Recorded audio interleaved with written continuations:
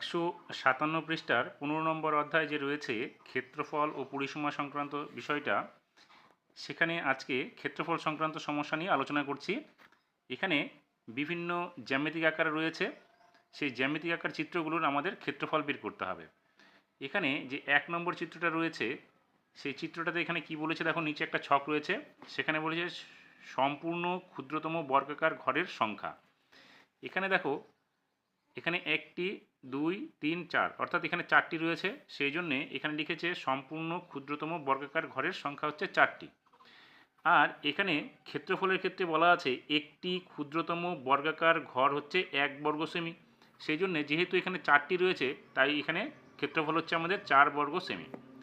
এবার 2 নম্বর চিত্রটার ক্ষেত্রে কি হচ্ছে, এখানে দেখো 1 2 3 4 5 6 6টি আমাদের ক্ষুদ্রতম সম্পূর্ণ বর্গাকার ঘর রয়েছে।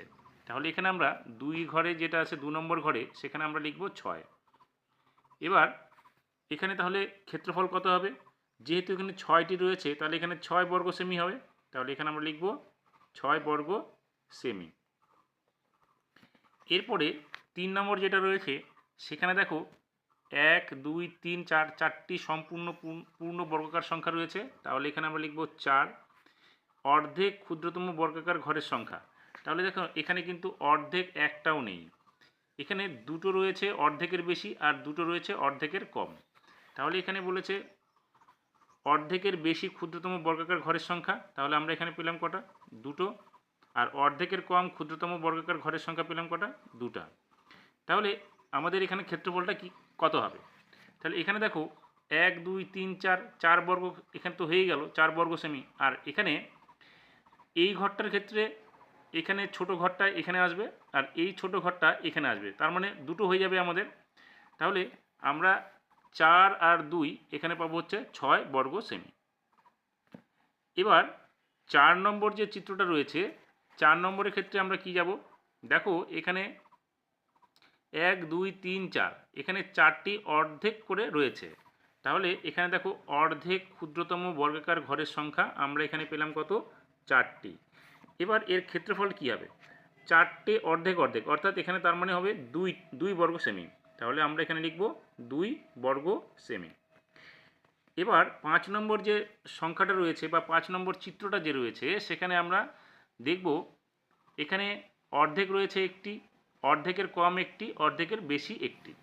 তাহলে এখানে আমরা অর্ধেক রয়েছে একটি লিখব, অর্ধেকের বেশি একটি পেলাম আর অর্ধেকের কম পেলাম একটি।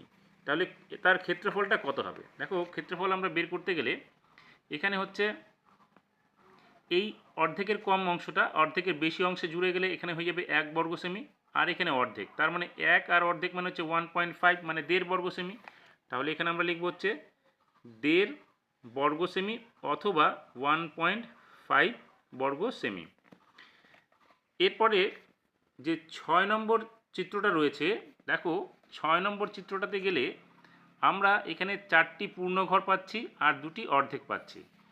এখানে পূর্ণঘর 4-এর জায়গায় আমরা 4 লিখব আর অর্ধেক রয়েছে 2টি, তাহলে দেখো অর্ধেক ক্ষুদ্রতম বর্গাকার ঘরের সংখ্যা এখানে 2 পেলাম, তাহলে 4 আর এখানে অর্ধেক অর্ধেক মিলে হচ্ছে, দুটো অর্ধেক মিলে হচ্ছে 1 হবে, তার মানে 4 আর 1 মিলে হচ্ছে 5 বর্গ সেমি হবে আমাদের এই 6 নম্বর চিত্রটার ক্ষেত্রফল।